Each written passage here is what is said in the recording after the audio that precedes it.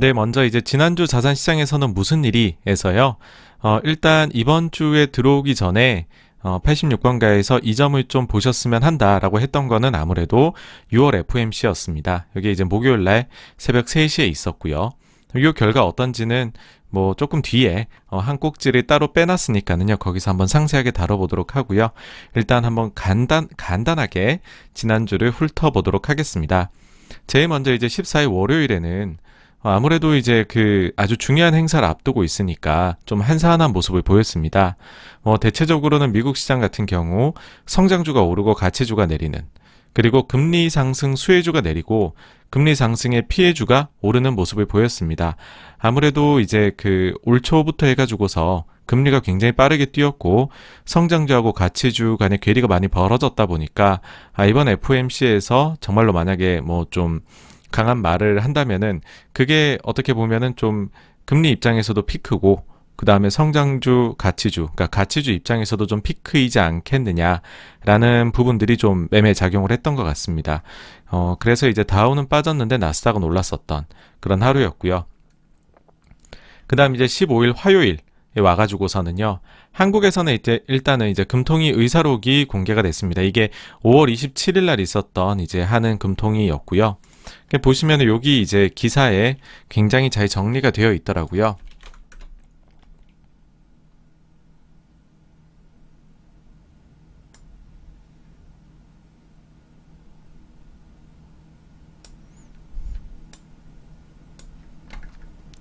네, 보시면 이제 금리 인상 필요, 매파 본색 드러낸 한국은행, 이주열 총재만 그런 게 아니었다 라는 기사입니다.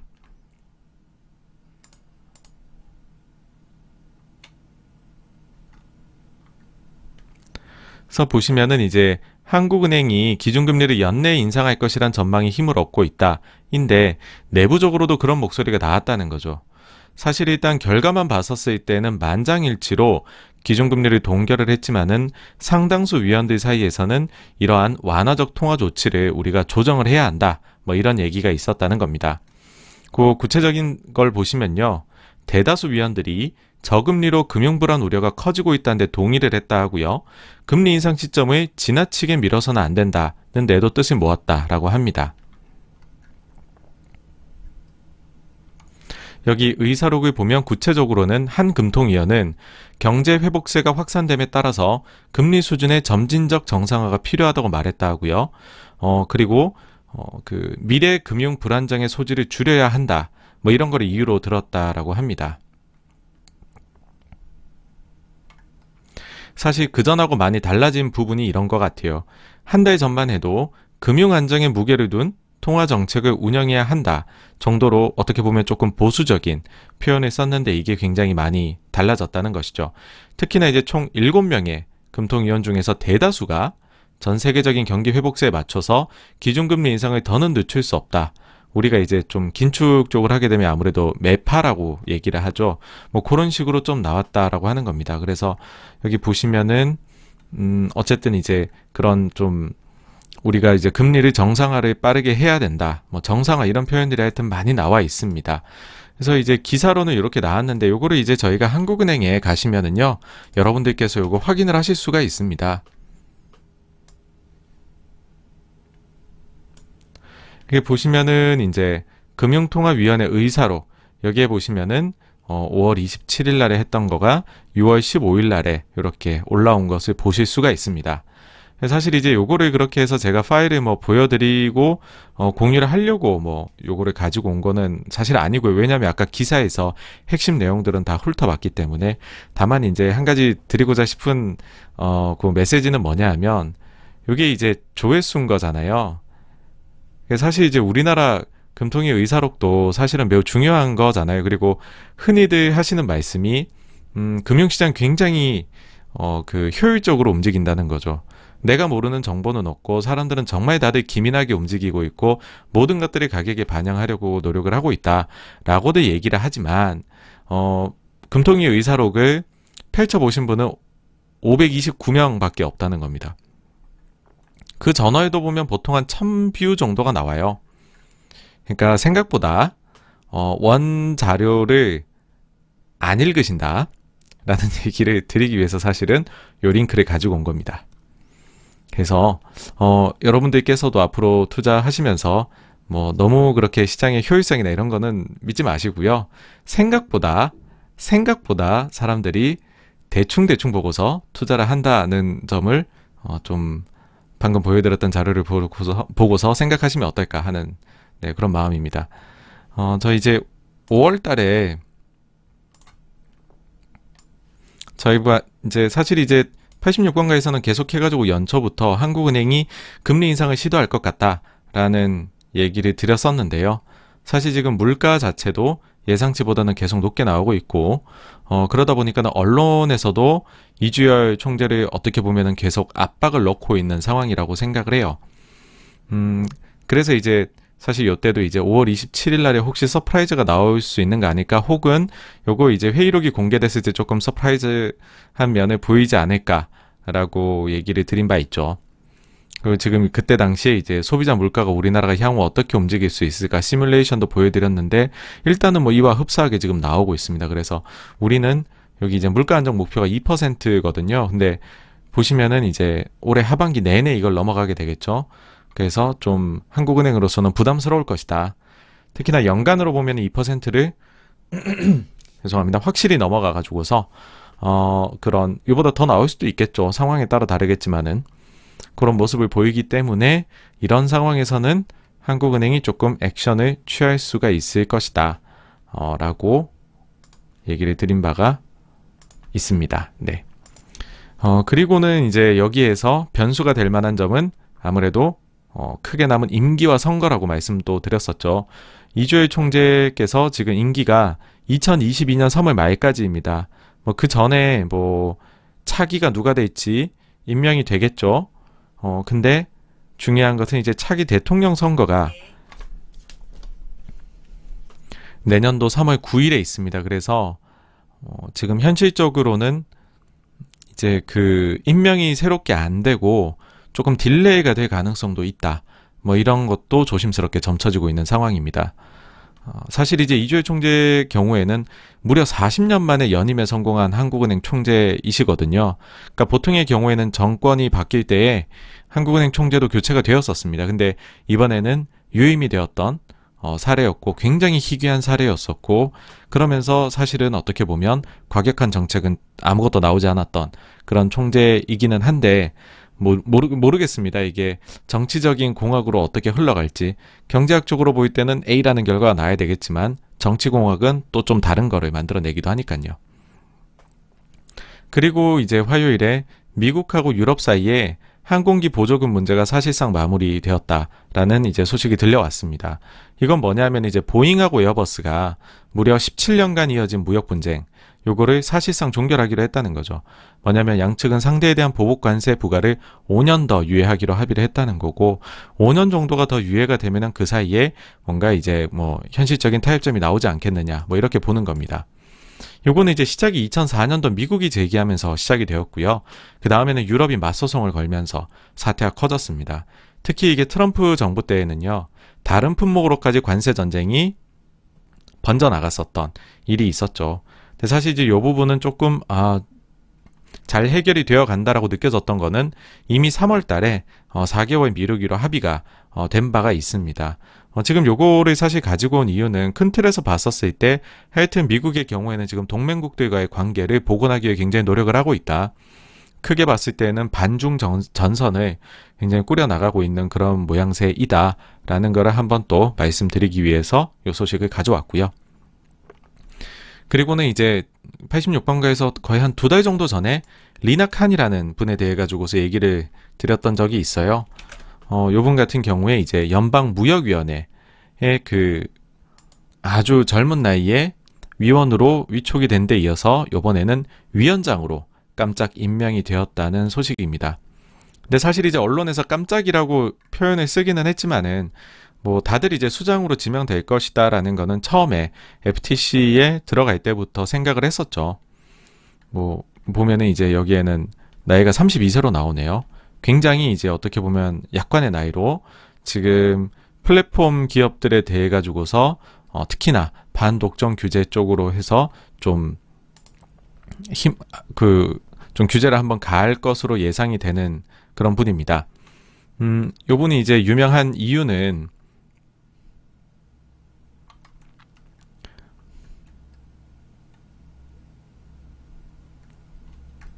요 논문 때문입니다. 이제 2017년도에 아마존의 반독점 역설이라는 논문을 발표를 했고요.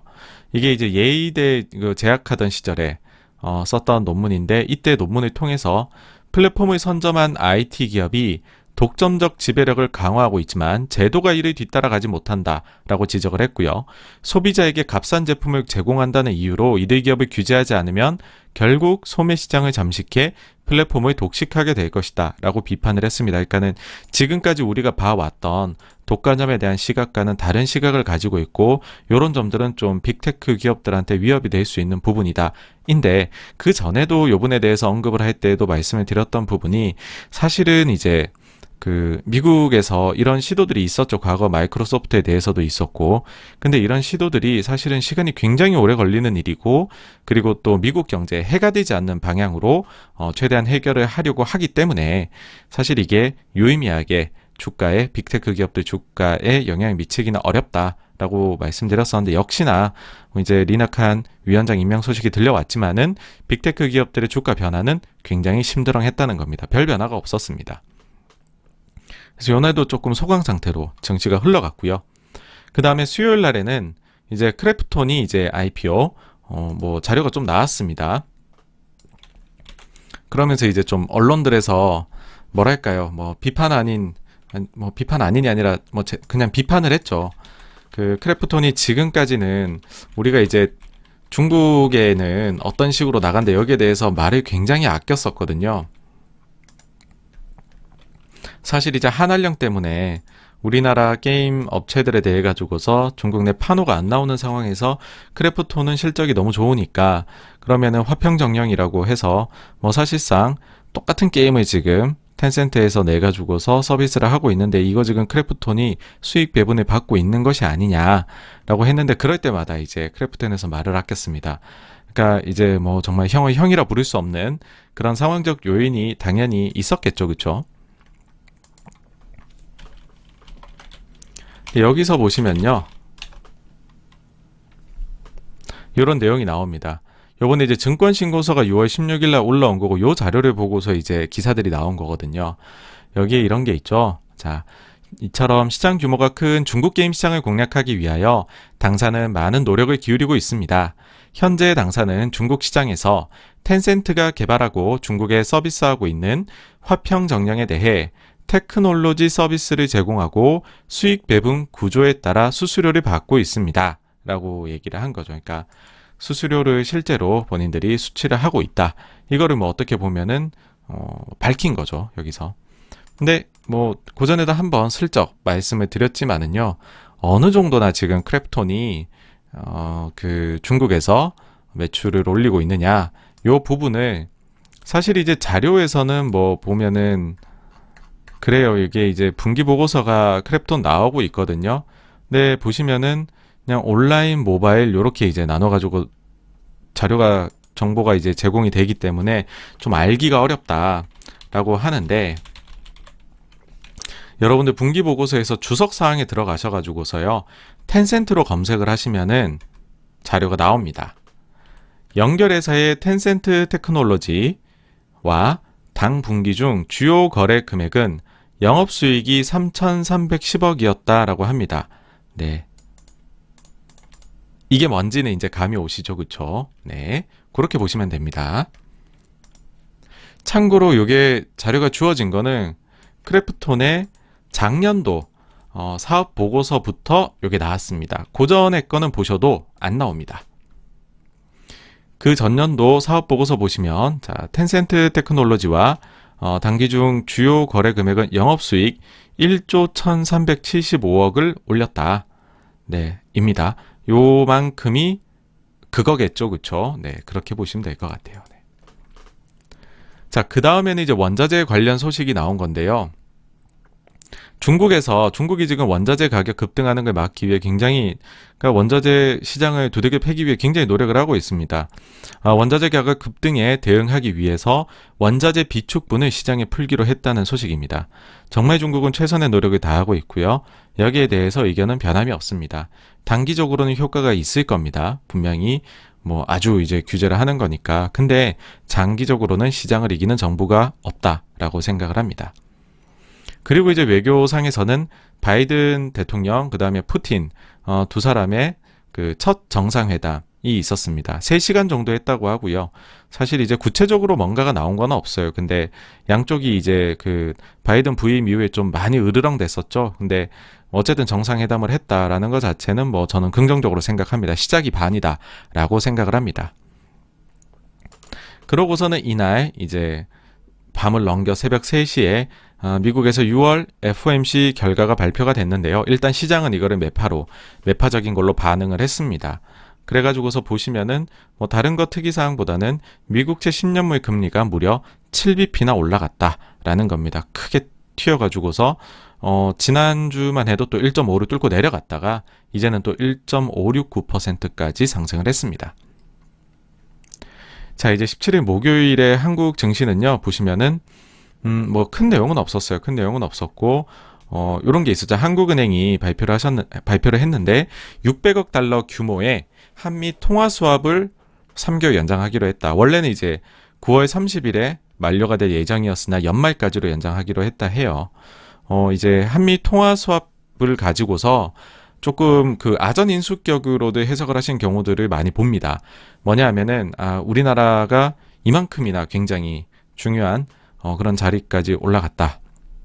그러니까는 그리고는 뭐 혹은 한미 관계가 굉장히 좋다. 뭐 이런 것들을 표현하는 거다 등등등등 굉장히 한국 중심적으로 우리가 뭐를 했기 때문에 이런 식으로도 생각을 하시는데 이거는 오히려 반대로 보셔야 됩니다. 뭐냐면 그 통화 수합을 미국이 해외하고 맺는 이유는 이 두 가지 이유 때문입니다. 하나는 다른 나라의 사정 때문이 아니고요. 미국 내에서의 금융 안정을 이루기 위해서 통화 수합을 맺어준다는 거고요. 그 다음에 미국 수출 기업들을 보호하기 위해서 통화 수합을 맺어준다는 겁니다. 사실 이제 이 부분도 저희가 지난주에 봤었던 행동하는 용기 책에 나옵니다. 요 책의 페이지 331 거의 끝부분에서 332쪽 넘어가는 부분 그대로 가져와 봤는데요. 이렇습니다. 자, 나는 이제 버냉키죠. 버냉키는 예정대로 위원회의 다른 중앙은행과의 통화수합 확대를 제의했다. 외국에서의 달러 부족은 미국과 외국은행 모두가 단기금리를 상승시키는 여러 요인 중에 하나였다. 통화수합 프로그램을 확대하면 우리가 외국 중앙은행에 달러를 더 많이 공급할 수 있었다. 그러면 외국 중앙은행들은 자국의 자금 시장을 안정시키려고 시중은행에 달러를 대출할 수 있을 것이다. 이게 뭐겠습니까? 자, 미국의 단기금리를 상승시키는 요인 중에 하나가 바로 달러 부족. 그래서 이거를 해결해 주기 위해서 통화수합을 해줬다는 거죠. 이 말은 반대로 보시면 미국 내 금융 안정을 목표로 한다라는 걸로 읽혀지실 수가 있을 겁니다. 그 다음에요. 432페이지 보시면은 미국 경제가 빠른 속도로 침체될 때 달러와 가치의 상승은 좋은 뉴스가 아니었다. 이는 미국 수출품의 가격을 상승시켜서 세계 시장에서 경쟁력을 잃게 만든다. 우리는 이번 회의에서 신중하게 선택한 신흥국가 4개국과 통화수합 협정을 체결하기로 했다. 멕시코, 브라질, 한국, 싱가포르, 우리는 세계 금융과 경제 안정에 미치는 중요성을 평가하여 이들 국가를 선택했고 다른 국가들의 요청은 거절했다 라고 합니다. 여기에서 느껴지시는 것은 뭐죠? 달러와 가치의 상승은 세계 시장에서 미국 수출품의 경쟁력을 잃게 만든다. 그래서 요 국가들을 선택해서 어떤 결과를 낳으려고 하는 걸까요? 미국 수출품의 글로벌 시장 경쟁력을 상승시키겠다입니다. 즉 미국 수출 기업의 보호를 위한 거다라는 거를 이 책에서 전직 중앙은행장이 밝힙니다. 그러니까 통화수합을 한다라고 보면 이제 앞으로도 만약 위기가 온다 그러면 미국이 우리나라랑 통화 수합을 맺어줄 거 아닐까 걱정하실 필요가 없다는 거죠. 미국 내의 사정으로 인해서 해외와 통화 수합을 주요 국가들하고는 맺으려는 의도가 굉장히 다분하게 생길 수 있다라는 걸 여기서 캐치하실 수 있을 거고요. 또한 미국의 달러가 너무 강세로 가면 그럴수록 통화 수합을 한국과 같은 수출을 많이 하는 나라하고는 맺을 가능성이 높아진다는 거죠. 왜냐하면 그 나라들의 통화는 이제 약세가 되면서 수출 경쟁력을 가지니까, 그럼 미국은 상대적으로 경쟁력을 잃게 되니까 그거를 좀 되돌리기 위해서는 맺어야 된다는 거죠. 그래서 그러한 상황적인 요인이 되면 한국은 언제든지 미국과 통화 수합이 맺어질 것이다 라고 앞으로 예상을 해보시면 어떨까라고 생각을 합니다. 그리고 이제 서구 증시에서는 제가 이거 이제 자료를 업데이트를 안 했네요. 죄송합니다. 여기 이제 신규 실업수당 청구 건수가 호조세를 보이긴 했지만은 40만이 조금 넘는 숫자가 나왔어요. 그래서 예상치보다도 조금 높아서 계속해서 신규 실업수당 청구 건수가 내려오고 있다가 지난주에 처음으로 이게 고개를 살짝 들었습니다. 그래서 뭐 어떻게 보면은 그 전날 FOMC 결과는 조금 매파적인 거 아니야 했는데 근데 고용시장이 생각보다 요 정도만 좋아지고 다시 좀 나빠지나? 라는 의구심이 들게 만들었던 그런 자료긴 했습니다. 그리고는요, 제이크 설리번 미국 국가안보보좌관이 미중 정상회담이 곧 열릴 것이다 라는 투로 발언을 했습니다. 그래서 본 게임은 하여튼 정상회담을 한번 해야 되는 겁니다. 미국과 중국이. 아직까지도 사실 미국이 대통령이 결정된 지가 언젠데 반년이나 지금 정상회담을 안 하고 있는 거잖아요. 이거는 과거 트럼프 때에 비하면 상당히 늦은 속도거든요. 그래서 사전 작업들을 사실 하고 있다고 봐요. 실무진끼리 만나고, 그 다음에 뭐 다른 이제 이슈가 되는 것들. 그러니까는 미국 입장에서는 일단 뭐랄까요, 그 동맹국들 단도리부터 하고 있다고 봐야 될까요? 그러니까는 처음부터 중국을 바로 가서 대장 나와라 뭐 이렇게 하는 게 아니라 주변에 있는 모든 동맹국들을 내 편으로 일단 돌리는 행위를, 그러니까 그 다른 쪽으로 정상회담부터 하고 있잖아요. 그러고서 어떻게 보면은 다 둘러싼 이후에 중국 시진핑을 만날지 뭐 요런 전략으로 보이기는 하지만요. 어쨌든 시기는 점점 다가온다. 그럼 정상회담이 된다는 것은 반드시 뭔가 이슈가 있을 것이다 라는 거고, 하여튼 개인적으로는 지금 봤었을 때에는 너무 부정적으로 이 이슈를 미중을 볼 필요는 없다라는 생각을 가집니다. 그러니까는 서로 다툴 부분은 다투지만 협력할 부분은 협력을 할 것이기 때문에 생각보다 협력 쪽이 무역 쪽이 될 수도 있고 이쪽에서 선물을 줄 수도 있다라고 생각을 합니다. 어쨌든 뭐 이런 식으로 해서 코스피는 소폭 빠졌고요. 상해 조합 보합이었고, 다우가 사실은 이번 주 내내 빠졌어요. 내내 빠진 반면에 나스닥은 좀 호조를 보였던. 사실 근데 금리가 더 가관이었죠. 왜냐면은 그 전날에 7bp가 엄청나게 올랐다라고 했는데 거의 상승폭을 대부분 다 뱉어냈습니다. 5.8bp가 하락을 했습니다. 다시. 그리고 이제 18일 금요일 한국 증시 보시면은 이제 FTSE 요 날에 조정이 있었어요. 종가에. 그래서 요거는 사실은 별로 주목은 못 받았었습니다. 이게 무슨 사실 반기 리뷰가 굉장히 주목을 받는데 요번에는 몇 종목이 이제 해당이 안 되다 보니까는 별로 주목은 안 했는데 그 해당이 됐던 종목들의 변동은 꽤 커가지고요. 자료를 한번 가지고 와 봤습니다. 사실 이런 자료들은 구글링을 하시다 보면 공짜 자료들을 또 찾으실 수 있는데요. 여기 보시면은 FTSE 이제 6월달 거 여러 이제 인덱스에 편입이 되는 거죠. 그러면 이제 큰 자금 유입이 들어온다라는 거고, 여기 보시면 이제 16개 지수에 포함이 되는 16개 이제 All AW, 그러니까 All World 인덱스에 포함되는 16개는 뭐냐? 이렇게 보면은 한국 기업은요, 여기에 보시면 하이브가 들어와요. 하이브가 들어오고,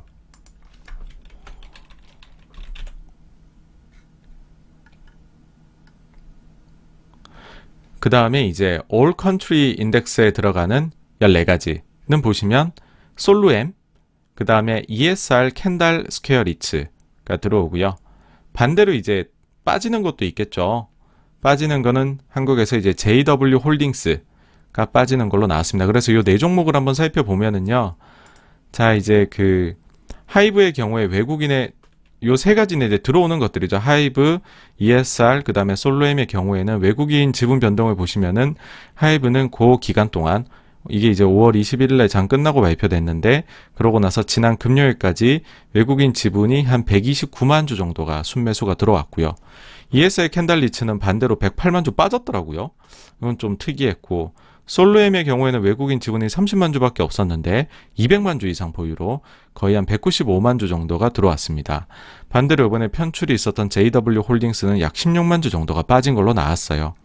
그럼 이 주가에는 어떤 영향을 줬을까라고 하면 요 세 종목은 평균적으로 보시면 20%, 16%, 18%니까 약간 18% 정도 수익 주가가 상승을 한 반면에 요번에 이제 빠지는 JW 홀딩스는 3% 정도 하락을 했습니다.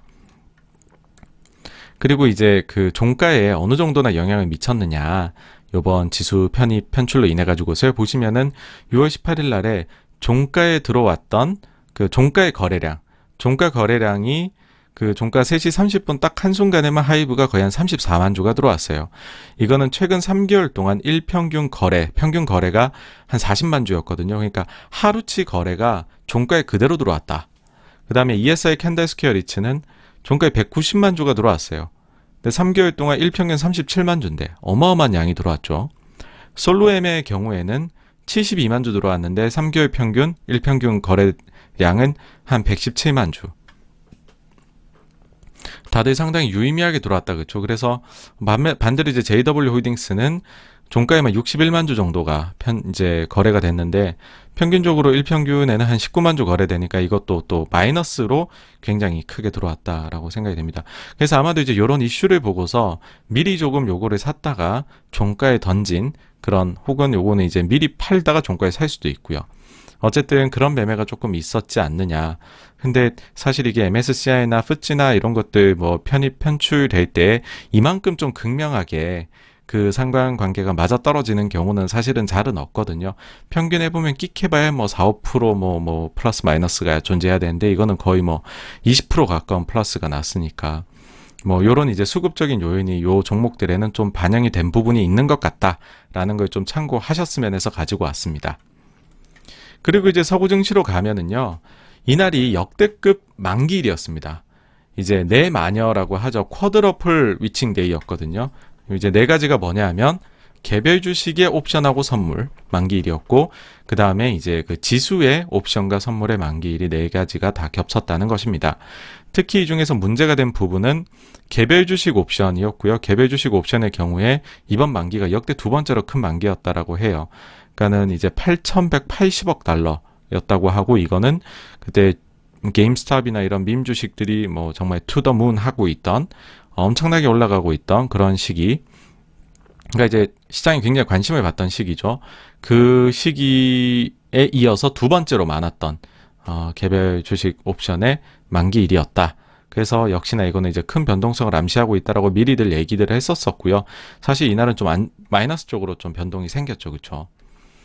근데 이제 여기에서 좀 확인할 수 있는 거는 제가 생각할 때는 여전히 개인 투자자들이 많이 증시에 머무르고 있구나라는 거였어요.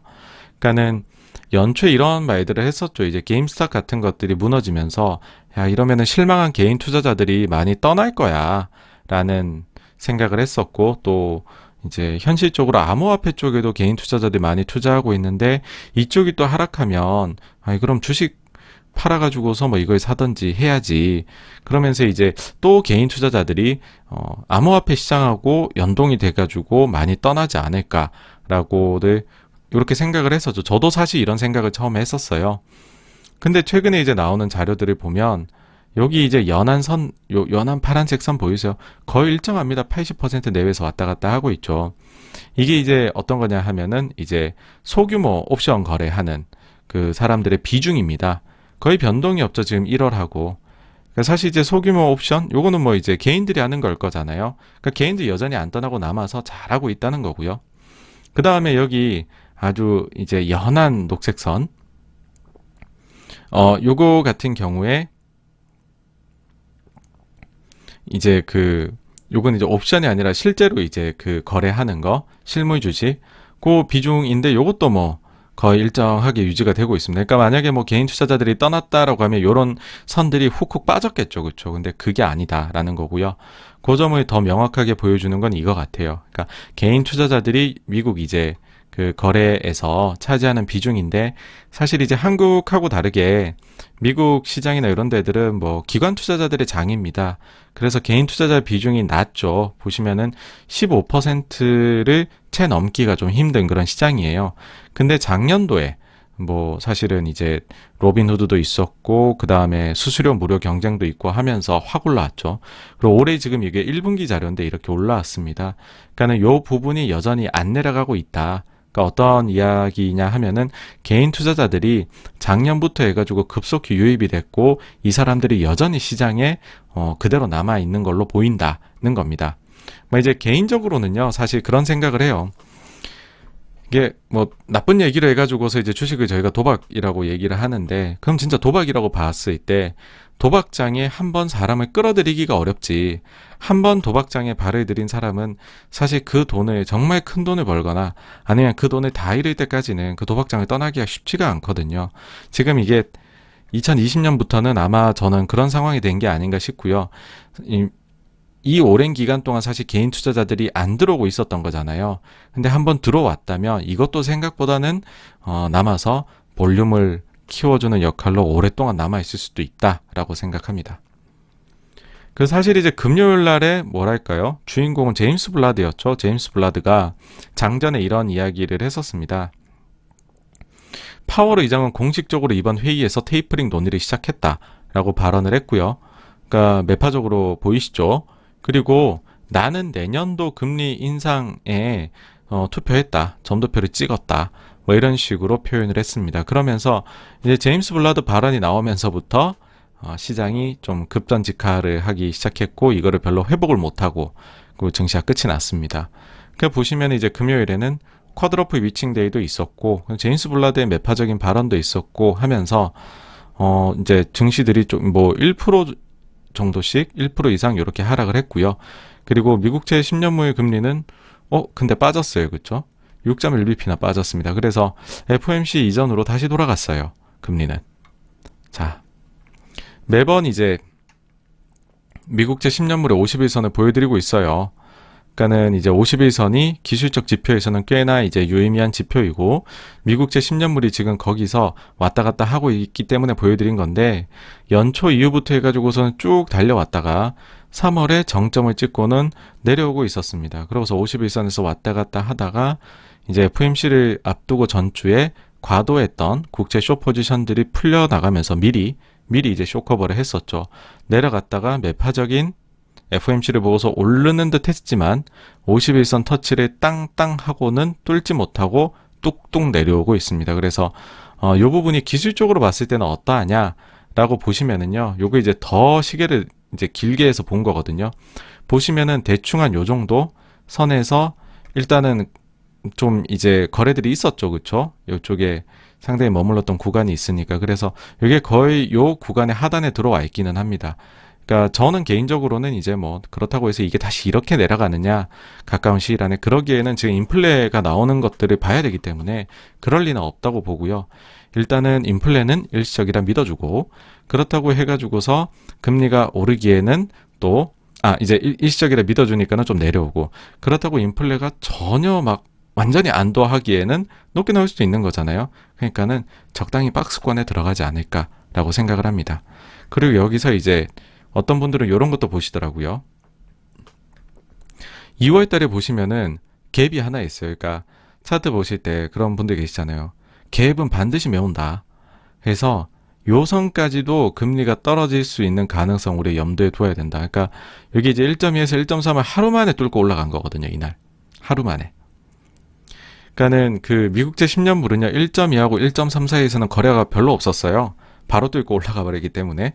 그래서 이 부분을 좀 메웠다 가려고 하지 않겠느냐라고 하시는 분들이 있는데 만약 여기까지 온다면 정말 그거는 미국제 10년물로서는 아주 바닥이라고 말할 수 있지 않을까라는 생각이 듭니다.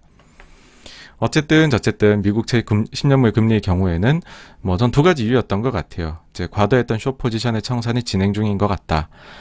그리고 이제 연준이 매파적이었다고도 얘기하지만 FOMC 6월이 별로 매파적이지 않았다는 뜻으로 채권 시장은 받아들이고 있는 것 같다입니다. 여기서 말씀드렸듯이 이제 뭐 하방을 제일 낮게 본다면 2월 달에 갭을 메꾸고 올라오는 거다라고 볼 수도 있고, 아니라면은 지금 정도 수준이 이제 16년 19전에 보였던 박스권 하단 정도 수준이다라는 겁니다. 그래서 요게 될지는 모르겠지만은 요렇게 두고서 뭐 여기까지를 두고서 박스권으로 금리는 움직이지 않을까라고 생각을 합니다. 사실 이제 지금 금리만큼이나 많이 영향을 받은 시장은 그러니까 많이 영향받은 게 아니라 더 받았죠. 사실 금이 제일 많이 받았어요. 금을 투자하시는 분들 입장에서는 사실 이번 주는 너무 뼈아팠던 주라고 볼 수 있죠. 금을 좋아하셨던 분들한테는. 왜냐하면 이제 팬데믹이 있었던 이후부터 해가지고 보시면 팬데믹이 이때죠. 이때부터 해서 금이 굉장히 각광을 받습니다. 그래서 이게 1,500달러가 깨졌던 금이 2,000달러 이상으로까지 올라갔었죠. 근데 여기 보시면 기술적으로 봤었을 때 외딴 섬이 나오죠. 그쵸? 갭이 있고, 요런 경우엔 차트가 좀 이제 베어리시한 차트로 일반적으로 보는데, 요게 한번 형성된 이후부터는 지금 굉장히 힘을 못 쓰고 있습니다. 힘을 못 쓰고 있는 상황이었는데, 근데 이제 요번에 이 정도면 너무 많이 내려온 거 아니야? 하면서 다시 상승을 좀 보였었죠, 금이.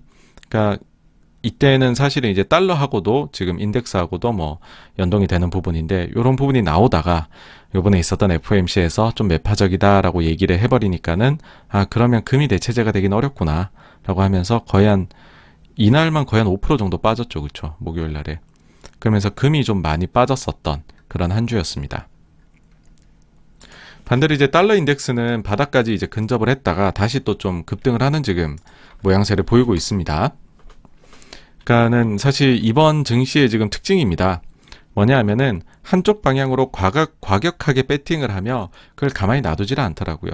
보시면 이게 89.62까지 내려갔던 달러 인덱스가 어느새 올라서 92.2까지 지금 올라와 있습니다. 사실 좀 더 길게 놓고 보시면은 이제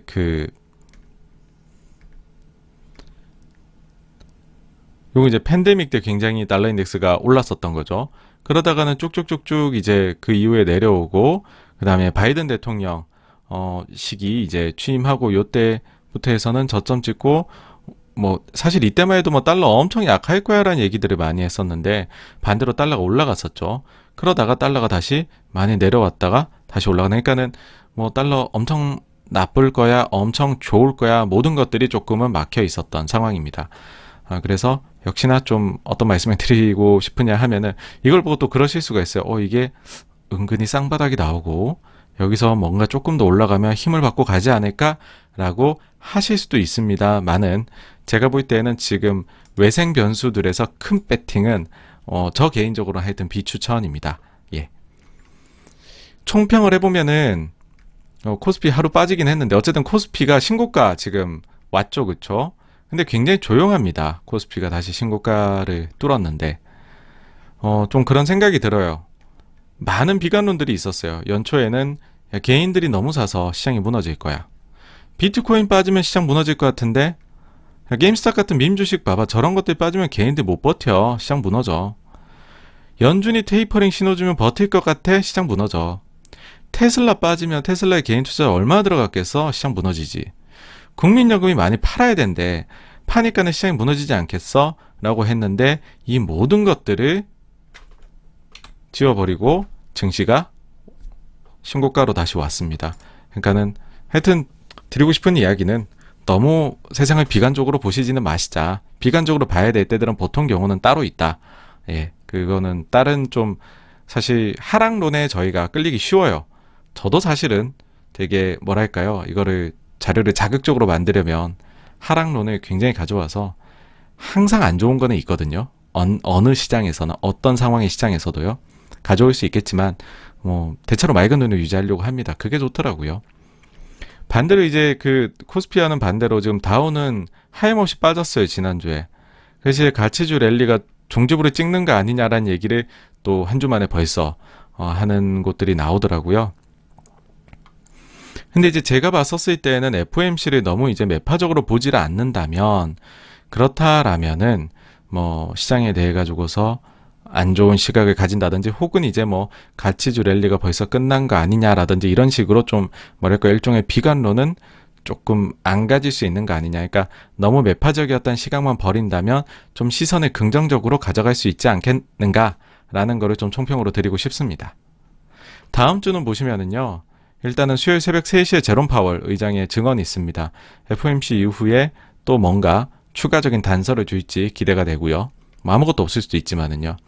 그리고 차기 연준 의장으로 최근에 갑자기 떠오르는 스타로 지금 판단되는 분이 요 라파엘 보스틱 요 분입니다. 그래서 이제 요 분의 연설도 한번 들어봐야 되겠죠. 목요일날 이제 0시에 있습니다. 그리고 역시나 이제 목요일 9시 반에는 신규 실업수당 청구 건수, 요거는 매주 중요한 거고요.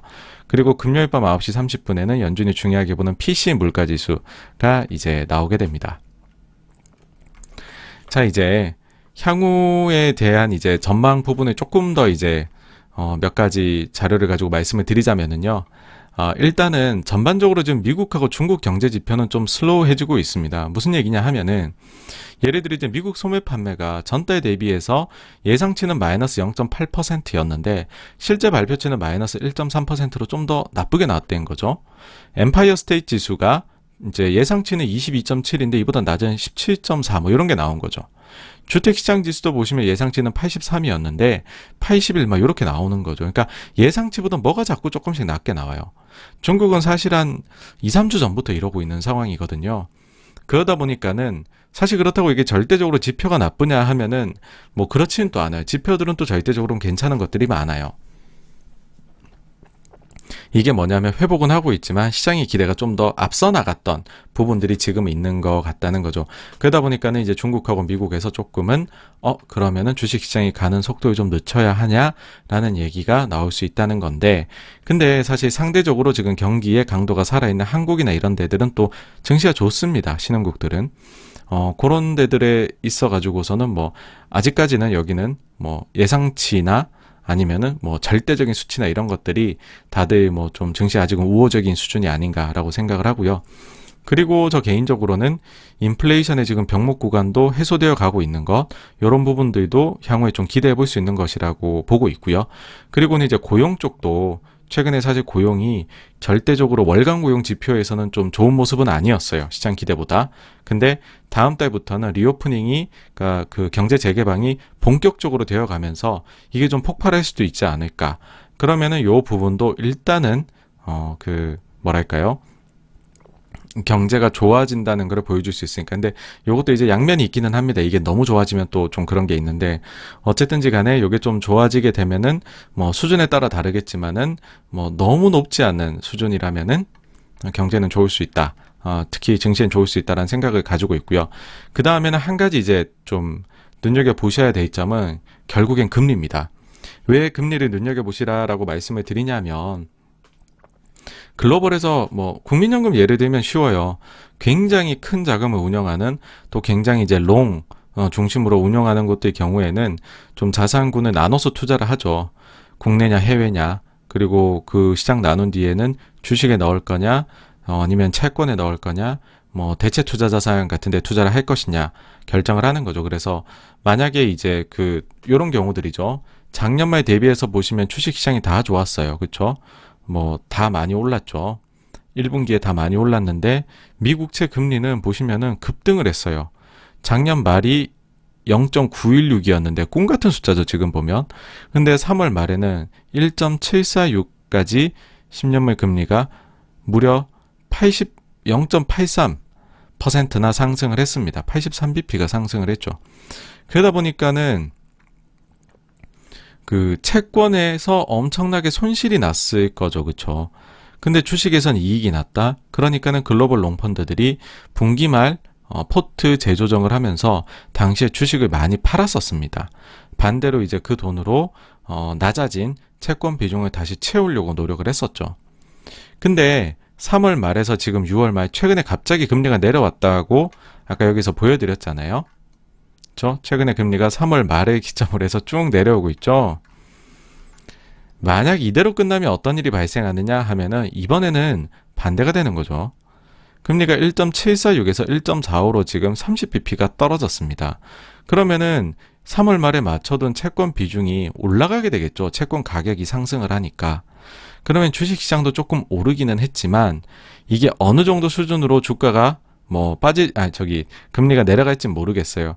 근데 요 정도 수준만 되어도 아마도요, 여러분들께서 한 다음 주 정도부터 해서는 이게 분기 말에 대형 자금들의 리밸런싱이 있는데 그때 기술적으로 주식 쪽에 조금 돈이 들어야 될 수도 있어요 라는 이야기를 들으실 수도 있지 않을까라고 생각을 합니다. 그래서 금리가 만약에 여기서 더 떨어진다 라고 하게 되면은 이거는 주식시장 쪽에 조금 더 그러니까는 이제 순수하게 이제 매매 유동성 측면에서 말씀드리는 겁니다. 그런 게 유입될 수 있는 가능성이 있다라고 생각을 합니다.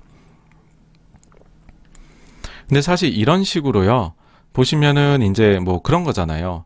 경기가 되게 떨어졌다가 다 같이 좀 회복을 했다가 그런 이후에는 이제는 그 기대치들도 다 높아져서 이제는 실제 경제 그 수치 나오는 거나 이런 것들이 뭐 절대적으로는 좋지만은 기대치를 만족 못 시키는 경우들이 생겨나는 거죠. 그런 경우엔 사실은 뭐 지난 우리가 1년 동안 보아왔었던 그런 강도의 주가 상승을 기대하는 거는 어렵습니다. 기울기는 낮아지게 돼요. 기울기는 낮아지게 되는데 그런 경우에 근데 증시 절대적으로는 나쁘냐라고 하면은 그렇지가 않은 거죠. 그런 상황에서 이제 많이 전환되는 거는 아마도 이제 개별주 장세로 전환이 가속화가 되지 않을까라는 생각이 듭니다. 그러니까는 단순히 우리가 이제 보통의 경우에 성장주다 혹은 이제 가치주다 이분법적으로 생각들을 많이 하게 되는데 근데 뭐 사실 성장주는 뭐 벌써 예전부터 많이 상승을 했던 곳이고 그 다음에 가치주의 경우에도 사실 절대적 저평가다라고 얘기를 하기에는 거기에서 많이 좀 올라온 부분이 있거든요. 절대 저평가는 해소가 됐죠. 그런 부분들을 생각을 한다면 여기서 어떤 게 좋을까라고 했었을 때 그런 식으로 이제 어떤 군을 나누기보다는 하나하나의 개별적인 기업이 더 좋아지는 우리가 몰랐던 가치를 발견한다거나 아니면 팬데믹 기간 동안에 회사가 막 환골탈태해서 달라진 회사들이 있는 거죠. 그런 것들로 아마도 사람들이 몰려가려고 하지 않을까라고 생각을 합니다. 그래서 요런 이제 개별주 장세를 보실 때 좀 도움이 되실 만한 책을 다음 저희 독서 모임 책으로 선정을 해봤어요. 일단 독서 모임 날짜는 7월 17일로 일단 잡았고요. 물론 변동이 저희가 될 수도 있습니다. 이때 또 증시가 갑자기 뭐 변동이 있게 되면 일단은 그것부터 다뤄야 되니까는요. 그리고 책은 뭐냐면은 사실 요거는 이제 그 중소형주 쪽 투자 하시는 분들은 아마 다들 읽어보셨을 거다라고 생각을 해요. 근데 이 내용이 굳이 또 뭐 중소형주에만 해당되는 내용이라기보다는 저는 이제 개별주 쪽 투자에 해당되는 내용이라는 생각도 하거든요. 그래서 작지만 강한 기업에 투자하라라는 책을 가지고 와 봤습니다. 이 책도 뭐 그렇게 두꺼운 책은 아니니까요. 지금 옆에 있는데요, 책이. 요게 300페이지가 좀 넘습니다. 300페이지 좀 넘는 책이고 저자는 이제 랄프 웬저인데 요 책을 한번 읽어보시고서 저희 7월 17일에 독서 모임을 해보시도록 하시죠. 네, 여기까지가 지난주 자산시장에 대한 내용이었고요. 네, 다음 주제로 넘어가도록 하겠습니다. 네, 근데 넘어가기 전에 보니까는 또 저희 많은 분들이 또 찾아주셨네요. 인사 못 드린 네, MS권님도 안녕하세요, 반갑습니다. 네, 제임스리님도 오셨군요. 네, 네, 감사합니다.